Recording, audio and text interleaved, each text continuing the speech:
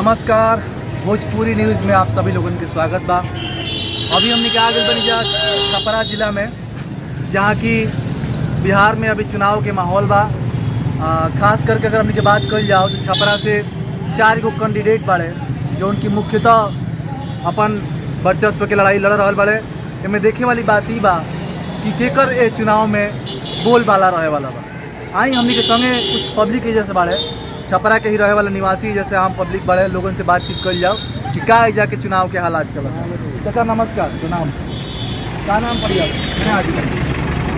का नाम पड़िया तो रुआ का लगा था एजा अभी आरजेडी से बानी हमने के शत्रुघ्न यादव, खेसारी लाल यादव जी खड़ा होता नहीं और जयप्रकाश सिंह जी बानी जन स्वराज पार्टी से, तो प्रशांत किशोर जी के भी बहुत चर्चा सुने में आई रहा।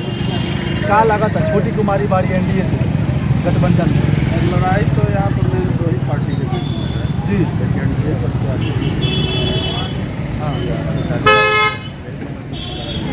छोटी कुमारा के देखिए हमने के संगे को चाचा अभी मौजूद बानी, यहाँ के नाम शहनवाज पड़ी। यहाँ के बताइए यहाँ की मुख्यतः लड़ाई दुई को पार्टी में बा, आरजेडी में और एनडीए गठबंधन के साथ, जो उनकी छोटी कुमारी और खेसारी लाल यादव के बीच में यहाँ के बता रहा बानी की लड़ाई तगड़ा होने वाला बा। देखने वाली बात बा कि दोनों में से के बाजी मारा था, आवे वाला समय बताई। देखिए हमने के संगे और भी के एगो दूगो आई पब्लिक में से भाई लोगों से बातचीत कर जाओ। हरिंदर जी हमने के संगे मौजूद बानी, तो हरिंदर जी का लगा था आपकी परी के विधानसभा चुनाव में केकर पलड़ा भारी लगा था रउगा हिसाब से? खेसारी लाल यादव पार्टी से जीता था नहीं, फुल वोट से जीता था नहीं। तो देखिए हरिंदर भैया हमने के संगे मौजूद बानी। हरिंदर शाह जी बताइए यहाँ कि छपरा विधानसभा से खेसारी लाल यादव के यहाँ से पार्टी के जितावे के पूरा लोग प्रयास कर रहा बा यहाँ के हिसाब से। आई हमने के संगे एगो दूगो और भाई लोग से बातचीत करे के प्रयास कर जाओ। जी हाँ, जैसे कि हमने के बताइए है कि हमने के छपरा में मौजूद बनी जा, यही कड़ी में हमने के आगे बनी जा, जिससे चुनाव के हाल चाल हमने के समझल चाहता नहीं जा। तो हमने संगे कुछ युवा लोग बालो एजा मौजूद बालो, आई ये लोग से बात कर जाओ, जानने की कोशिश कर जाओ कि एजा विधानसभा चुनाव में कौना पार्टी के माहौल गरमाइल बा, कौना पार्टी के माहौल बरियार लगा था। जी हमने के संगे कुछ चाचा बानी। जी चाचा का नाम पड़िया? नाम श्याम जी प्रसाद। श्याम जी प्रसाद चाचा के नाम बा। तो आपके हिसाब से चाचा एजा के अभी जो चुनाव चला था, एनडीए गठबंधन से छोटी कुमारी बड़ी, आरजेडी से खेसारी लाल यादव शत्रुघ्न यादव जी बानी, और निर्दलीय से भी बानी रेखा गुप्ता जी बानी मौजूद बानी, और जयप्रकाश सिंह बानी जन स्वराज से। तो प्रशांत किशोर भी काफ़ी अपन चुनाव से पहले अपन मुद्दा के अपन सब अपन चुनाव के जौन भी वहाँ के प्रोजेक्ट रहा तो बारे में बातचीत करनी है।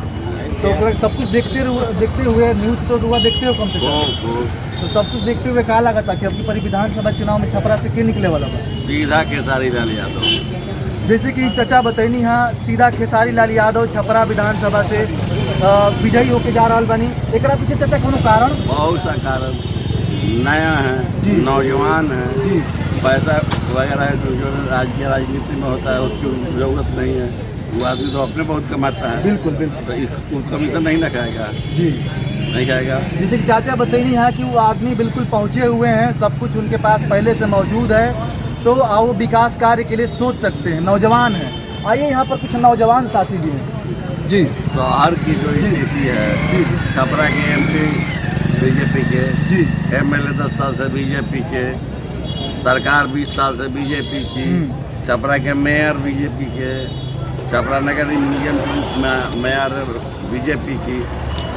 अभी हाल में यहाँ वर्षा हुआ है, पानी हुआ है, सारा शहर ये सब जगह डीएम का आवास, एसपी का आवास, डीएम का ऑफिस, जल भराव पूरा इतना कोई जा नहीं सकता है।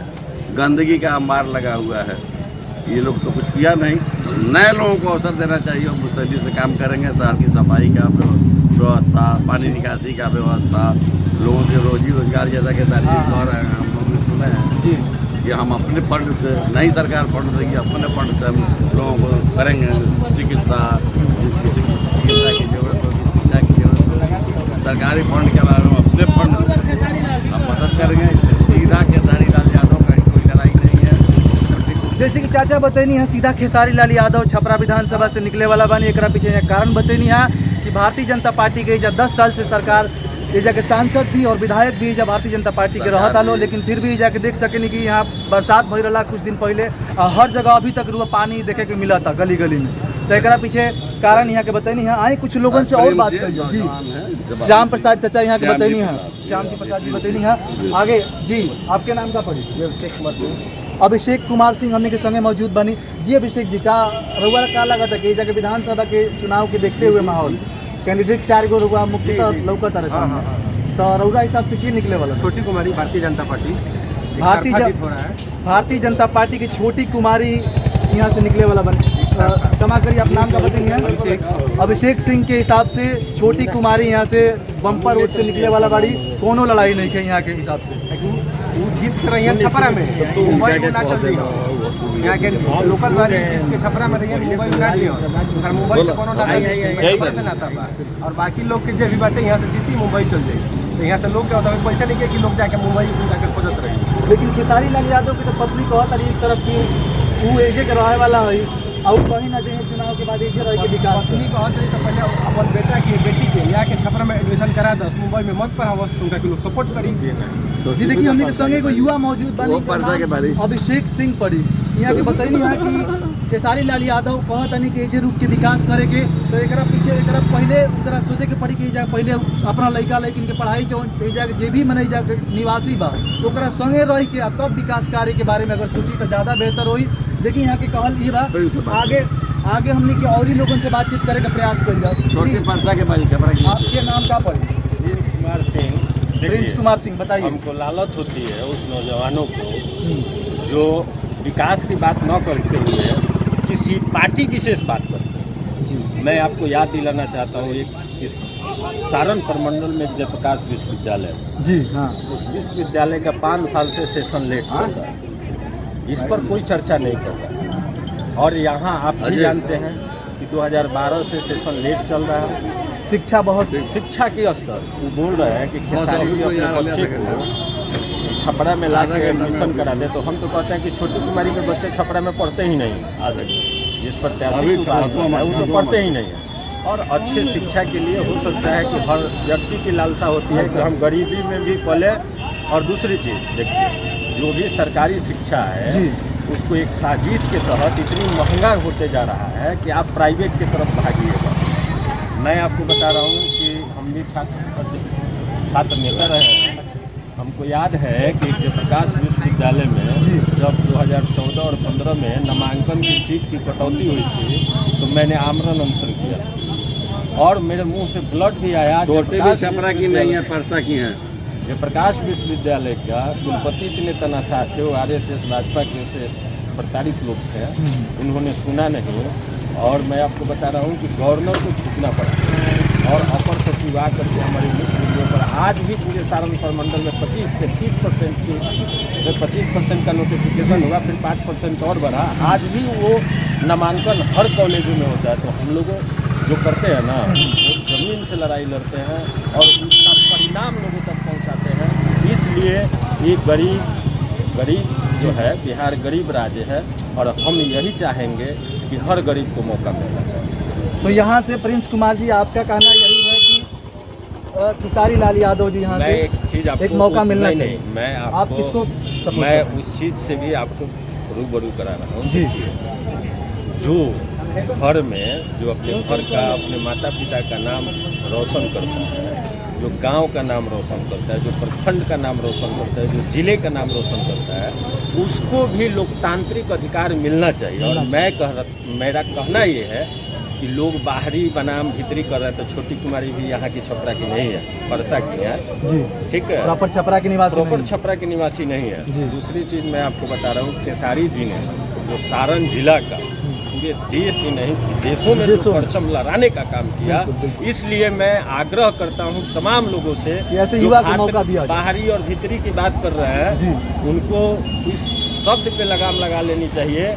और जो अपने पूरे छपरा जिला का नाम पूरे विश्व में डंका की चोट पर बजवाने का काम किया, जब छपरा जिला की बात आती है तो लोग कहते हैं खेसारी लाल यादव वहीं पे है ना। तो इसलिए मैं सभी लोगों से आग्रह भी करूँगा कि उस शब्द को हटा करके खेसारी लाल यादव जी को मौका देना चाहिए, क्योंकि यहाँ की जो जनता है 15 साल से राजीव प्रताप रूढ़ी जी को दे रही है। एक मौका मिलना चाहिए। जी देखिए हमारे साथ अभी मौजूद हमने के संगे मौजूद बानी प्रिंस कुमार सिंह जी, जो कि छात्र नेता भी रह चुकल बनी। यहाँ के कहे के ये मतलब बा कि सीधा सीधा कि एक ऐसा युवा जो पूरे जा करके देश ही नहीं बल्कि विदेशों में अपना नाम रोशन किया अपने जिले और प्रखंड का, तो ऐसा युवा को मौका मिलना चाहिए। नामों से जिले का डंका बजवाया। जी हाँ, आइए यही कड़ी में हमने के कुछ और युवा लोग से बात करे के प्रयास कर जाओ। देखत रही भोजपुरी न्यूज़। धन्यवाद जी। हमने के जे बतियावत तनी जा, हमने के संगे एगो भैया मौजूद बानी जो उनकी पान के दुकान चलावत तनी, और यहाँ लगभग छपरा के अधिकतर वर्ग के लोग आवता, हर वर्ग के लोग आवता। यहाँ बातचीत होत रहेला। तो यहाँ से जानल जाओ कि यहाँ के का लागत है, यहाँ के का विचार करतनी छपरा चुनाव के बारे में, छपरा विधानसभा चुनाव के बारे में जैसे का लगातार हुआ है। जैसे खेसारी लाल यादव के मौका मिलल बा आरजेडी के पार्टी की तरफ से, तो का लगातार जीत पाई है कि ना जीत पाई है। एक तरफ छोटी कुमारी बाड़ी भारतीय जनता पार्टी एनडीए गठबंधन से, का लगातार जी। देखिए यहाँ के चाचा के बता रहा बनी कि खेसारी लाल यादव छपरा से जीते के पूरा चांस बा, पूरा यहाँ के बता रहा बनी कि खेसारी लाल यादव छपरा से पूरा बम्पर रोड से जीते जा रहा बनी। आई कुछ और लोगों से बातचीत करे के प्रयास कर जाओ। जी हमारे साथ हमने के अभी बानी जा छपरा सिटी के अंदर, और हमने के संगे एगो वरिष्ठ नागरिक मौजूद बानी। आई चाचा के नाम जाना जा। सबसे पहले आपके नाम से सुशील सिंह नाम, चाचा के नाम सुशील सिंह पड़ी। आई चाचा से चाचा का राय जानल जाओ कि इजा के चुनाव के बारे में यहाँ के का सोचा था। जी चाचा, लोग अपन तय कर ले बाटे कि नीतीश जी के फिर से डबल इंजन के सरकार नीतीश जी के नेतृत्व में बनावे के बाद और छोटी कुमारी के जितावे के बाद एक तरफा बस दोसर कोनो नहीं के लड़ाई। सुशील सिंह जी हमने के संगे मौजूद रहनी यहाँ, और यहाँ के बतैनी यहाँ कि छपरा से एनडीए गठबंधन यानी नीतीश कुमार जी के बम्पर रोड से जितावे के बाद छोटी कुमारी जी जो छपरा विधानसभा से खड़ा बानी, वहाँ के यहाँ से बम्पर रोड से जीते जा रहा बानी। और ही कुछ लोगों से बातचीत कर जाओ। जी चाचा, का नाम पड़ी आपके? का नाम पड़ी? देखिए हमने के संगे राय जी मौजूद बानी। तो रउआ का लगता है जैसे के जीते जा रहा बा छपरा विधानसभा से? नहीं जाना और बीजेपी से खड़ा बाड़ी छोटी कुमारी के चिन्हत के बाद। अच्छा चाचा, का नाम पड़ी? विजय कुमार सिंह। तो छोटी कुमारी के रुआ कहतनी कि चिन्हत के बाद से काहे कहतनी? कहाँ कही तो लोकल नु हमनी के देखे राखी गुप्ता के जा लागता कि निकल सके एकदम निकलियो योग्य बाड़ी है जाकर यहाँ का मेयर रोली होते जितना काम पहले बारी दोसर कुछ का करी जीत के जाई तो अपन घर देखी। जी देखिए हमने के संगे चाचा मौजूद रहनी है। चाचा के हिसाब से रेखा गुप्ता जी यहाँ से निर्दलीय प्रत्याशी खड़ा बनी, और यहाँ के हिसाब से रेखा गुप्ता मेयर भी रह चुकल बनी, बहुत अच्छा काम के लिए बनी। तो रेखा गुप्ता के जीते के जा आसार लगावल जाता। जी हाँ, धन्यवाद।